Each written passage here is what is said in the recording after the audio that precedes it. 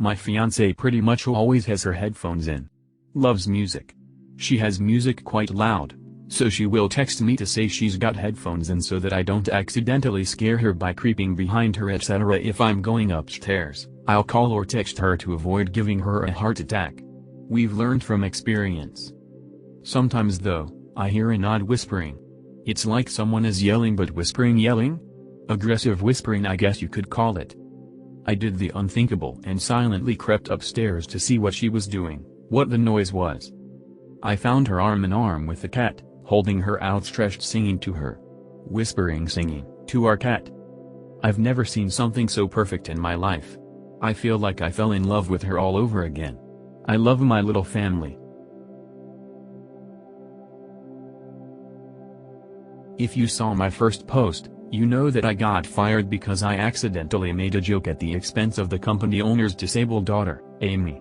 During the last team building event of the day, we were pitching ideas for accounts, which included everything from jingles, my pitch, to storyboards to slogans to drawings. A lot of senior account managers were phoning it in, and people were making jokes about their work, which had a lot of people laughing. I got some jokes about my pitch, and got a little overconfident, so when a crude drawing went up for the same account I did my jingle for, I made a joke about it. The joke was, well, at least my jingle was better than that. Did a 3-year-old draw it? My joke was met with stone-cold silence, and a very negative reaction from the owner of the company.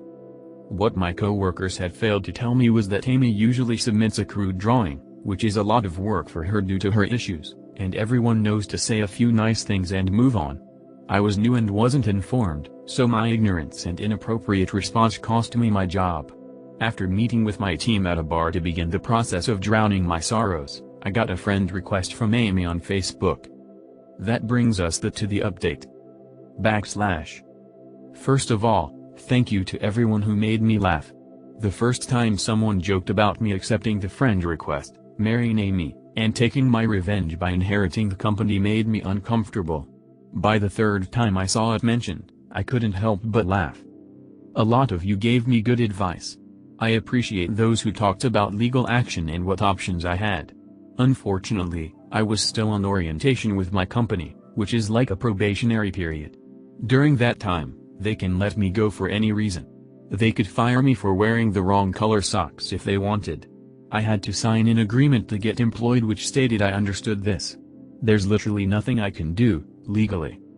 At the end of the day, I decided to go have some drinks with a good friend, talk things out, and see what he would do. Dave's been my best friend since we were in elementary school. We've probably spent more time together than some actual brothers. Dave was firmly on the side of accept the friend request, apologize, and clear your conscience, man. I'm getting us another round of shots. He knows me better than anyone, and he knows that the guilt would eat me alive. I posted it here because it bothered me. I decided to take his advice, and everyone here who pushed me for that as well, especially the ones that DM'd me. So, that's what I did. I accepted the friend request. I immediately messaged Amy. I said I shouldn't have made that joke about anyone's work, it was unprofessional, and I was sorry. It took her a while to respond, but when she finally did, she thanked me for my apology, but said she sent me the request because she wanted to apologize since I lost my job over it. I said she didn't owe me an apology, and there was another long pause before she asked if she could paste something to me. I wasn't sure what it was, but said she could. She pasted a generic message, but one she had clearly spent some time on.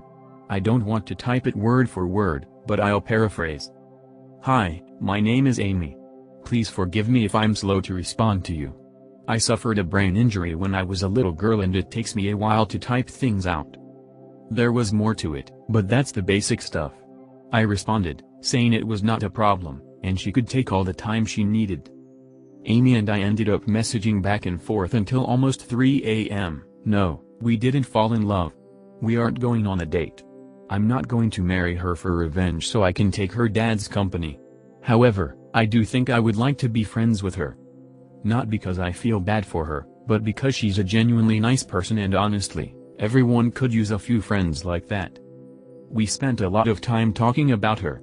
That's just the direction it went, so I asked questions since she seemed comfortable talking about it. Amy was in a car accident when she was a kid. She was in the car with her mom and they were hit by a drunk driver, coming back from a birthday party for one of her classmates. Her mom didn't make it, and Amy suffered a brain injury that impacts her motor skills. Because it makes it difficult for her to speak and do simple things like getting dressed, making coffee, etc., people assume she's mentally challenged. She was put in special ed because of it, but worked really hard and graduated from high school. She even wanted to go to college, but her dad didn't think it was a good idea. Her life has been difficult because it's hard for her to communicate with people. By the time she can get a fully formed sentence out, the conversation is over. She can type, slowly, but most people don't want to type when they're face to face. She even admitted that when she's not at work, she will sometimes carry a tablet and pretend she's mute, because that's just easier. We eventually circled back to the drawing and my terrible response to it. She wasn't that offended by my response, because she assumed I didn't know. She got upset, primarily, because she knew all hell was about to break loose and she had no way to communicate with anyone. She was so upset when she found out I got fired, and tried to talk to her dad, but he wouldn't listen to her. She's fully aware that a lot of people at the company just pretend to be nice to her because she's the owner's daughter, but she does have a few friends at the satellite office where she works who better understand her disability. She gets frustrated because she can't truly contribute anything, but is happy when they are able to find busy work for her to do. It might take her all day to do something another person could do in a couple of hours, but it's better than sitting around bored all day. She knows she's a burden and a bother to her dad when he's around, but he's her dad and she loves him. She wishes every single day she was a daughter he could be proud of, rather than a burden. She tries talking to him via emails and text messages, but he usually doesn't respond. If they're in the same location, he'll just walk over and respond verbally, which is frustrating, because it becomes a one-sided discussion with her unable to do anything but give simple one-word answers like yes or no.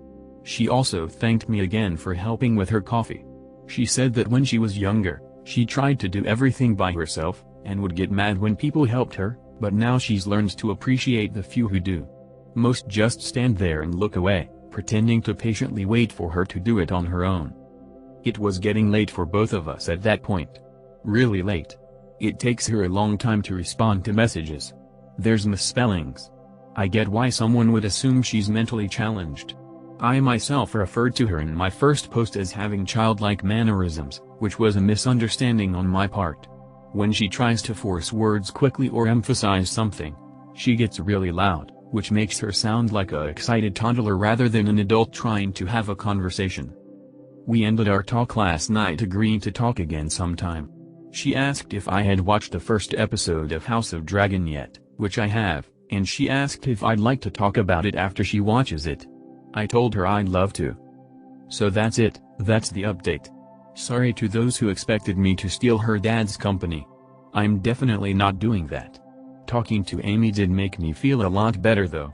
I don't know how I'm going to handle the whole firing thing at my next interview, but a few of you suggested I just leave a gap on my resume, and I may just do that. I doubt there will be any future updates, but at least this has a happier ending than my first post. TL, Doctor, since a few asked for it in my first post, I lost my job, but I may have gained a friend. And #X200B. Edit, she loved House of Dragon.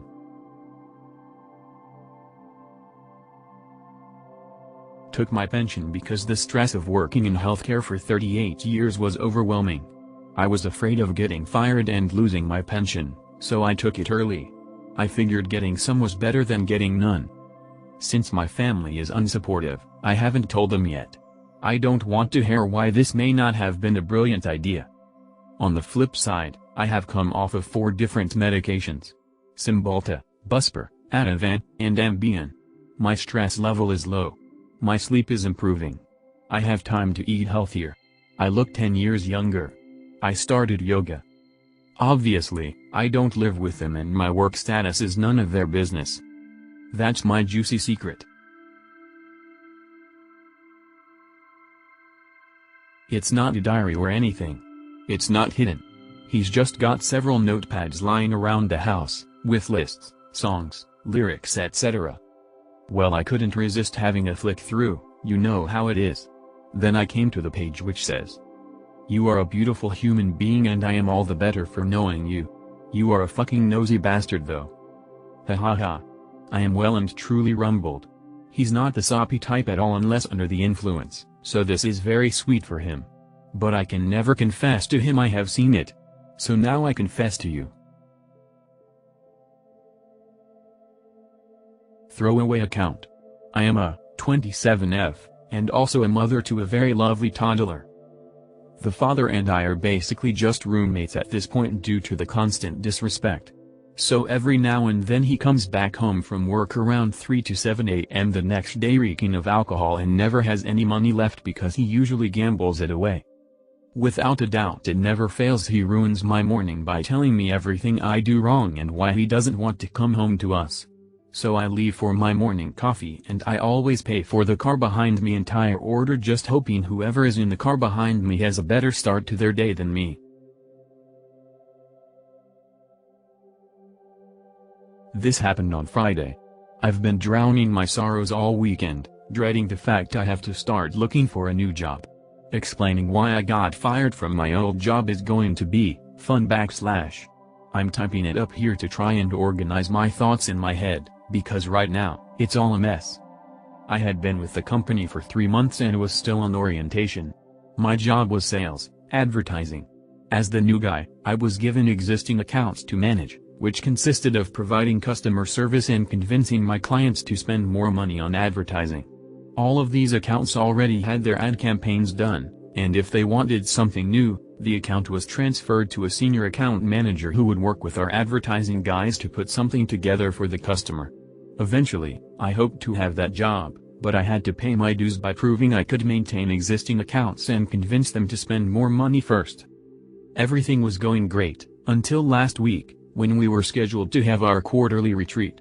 Since we were the main regional office in the area, all of the employees from the satellite locations came to our office for the retreat. The owner of the company rarely visits our office. He's been overseeing the setup of a new satellite office for the last year, according to my coworkers. But, he was there for the retreat, as was his disabled daughter, Amy. Not her real name, for the sake of privacy. One of my coworkers told me Amy works at one of the satellite offices and I probably wouldn't have much interaction with her. But I should be nice. That seemed like a no-brainer. I'm nice to everyone, regardless. I won't claim to be an expert on Amy's disability, but it seemed like she had childlike mannerisms and struggled with expressing herself. She also had some problem with motor skills. I'll describe the only interaction I had with her prior to the incident. I went to refill my coffee and Amy was in front of me, getting her coffee. I watched her struggle with getting condiments added and putting the lid on, so I politely asked if she needed any help. She thanked me, said she did, and let me finish making it. While I was making it, she said she hated coffee, but her dad made her drink it because she had to, in a loud voice, always alert. I smiled, said that was definitely important, and handed her the cup. She thanked me again and went back to the office her dad was using, where she had been most of the day. I felt like I had been a good Samaritan and went on my way. Most of the retreat is team-building exercises. Prior to the incident, Amy only participated in the puzzle race, where groups put puzzles together without the box art to see which team can finish faster. Amy wasn't in my group, so I didn't have any interaction with her there. Neither of our teams won. The big event, and the one that everyone seemed the most excited for, was the last activity of the day. Our boss gave us a list of potential clients. We were supposed to select 3 as a group, and put together something to attract the customer. We were told we would be judged on our creativity. My group explained that we could do pictures, slogans, jingles ... whatever we wanted. Each person expected to work on one individually, then work with their group to polish it up before it was presented to everyone. It was kind of a big deal because at previous retreats, there would be clients on the list the owner was already close to bringing on board, and if you impressed the owner, you might just land that account. I went with a jingle, rhymed a few words, and recorded it. It was silly but fit the brand. My group gave me some pointers, we made some improvements, and I recorded the final product for submission. I helped my team with their projects until it was time to turn everything in.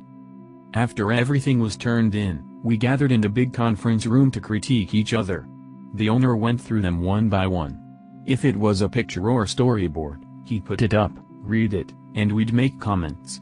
Good or bad. There were some that were great which drew a lot of compliments, and some that were really bad, which we laughed about as a group. You could tell the senior account managers didn't care much about the exercise or put much effort into their pitches. Nobody seemed to get upset or offended, regardless of the feedback. When my jingle was played, it got a lot of comments, not all of them good, and I took the feedback with a smile. After getting my feedback, I felt a little more comfortable about sharing my thoughts on other presentations. I gave what I thought was valuable feedback to a few products, laughed at a couple others, and then a rather crude drawing was put up for the exact same company I had chosen. I immediately joked that well, at least my jingle was better than that. Did a 3-year-old draw it? And laughed. To absolute silence. I was really confused because plenty of people had made jokes and everyone laughed. Instead, a few people looked at me like I was disgusting, and the owner said, well, if you don't have anything nice to say, keep it yourself, maybe? Then my boss scooted down to where I was sitting and told me I needed to go to my desk. Now, I noticed as I was gathering my things that the owner's daughter was red-faced and starting to tear up. The team building exercise was over for me. I went back to my desk and it began to sink in that the drawing must have been drawn by the owner's daughter. There was no warning or anything. The owner didn't reveal who put together what we were looking at until after a few critiques. Maybe I should have known? Everyone was joking and having fun up to that point. Someone else had a pretty bad drawing that got laughed at. Either way, I felt awful. As soon as the event was over, I approached my boss to apologize. He told me to wait for him in his office. Long story short, I was fired. My boss said since I was still on orientation, he had decided I wasn't a good fit for the company, so it was better to let me go now. He didn't outright say I was being fired for making fun of her drawing, but that's literally the only thing that I've ever gotten in trouble for. My work, up until that point, had been praised. I didn't get much time to process it because my boss had already called security, who showed up fairly quickly, and escorted me to my desk to gather my things before escorting me out of the building. An hour later, I got a call from one of my former teammates, who asked if I wanted to join the team for a drink one last time. They needed it after the retreat, and felt bad that they didn't warn me. I wasn't feeling up for it, but I wanted to try and make sense of the whole situation, so I went to the bar. In the back of my mind, I was thinking that since I'm about to start looking for a new job, a few references from former co-workers wouldn't be bad, since I definitely won't be getting one from my boss or the owner of the company after everything that happened. The team explained that Amy comes to all of these retreats, and she always does some crude drawing like that. Everyone just sort of knows to say nice things about it, and move on. One of my teammates said that once you've seen one of her drawings, you know what to look for. Well, I didn't, and nobody warned me. I started to get pretty upset that this was a known thing and everyone knew but me. But what could I do?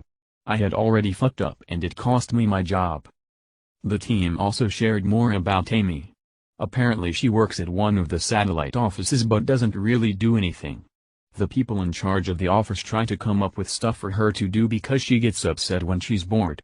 The team said the way the people who worked there described it, they were basically her babysitter so she wouldn't bother her dad all day when he spent most of his time there, and after he moved on to establish the new satellite office, he didn't take Amy with him because she liked all the friends she had at that office. They also said that her dad had harassed a few single guys at the office to take her on dates, which seemed pretty damn HR inappropriate, but he does own the company. My team said Amy desperately wants a boyfriend and wants to get married, which she talks about all the time. The consensus seemed to be that there's no way she actually understands how relationships or marriage works, and her dad probably put this idea in her head to begin with.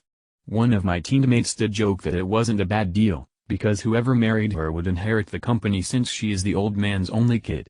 I wasn't really in the mood for jokes at that point after losing my job over one, so I told them I needed to go. The only good thing is my former team members did say they would gladly give me a reference if I needed it, since they felt so bad about not telling me about the Amy situation to begin with. Oh, and the cherry on top? Amy sent me a Facebook friend request over the weekend. I haven't accepted it. I already upset her and it cost me my job. Part of me wants to accept it, apologize, and block her, but I'm not sure I'm ready for that either. I'm going to take a few days to get myself together and then get my resume out there. And #X200B. Edit. After reading all of the replies, including quite a few DMs, and talking with a close friend, I've decided that I'm going to accept the friend request. I'll do an update if there's any sort of conversation. I plan to open with an apology. If she replies, great. If she doesn't, then at least I will have a clear conscience knowing I've done the right thing.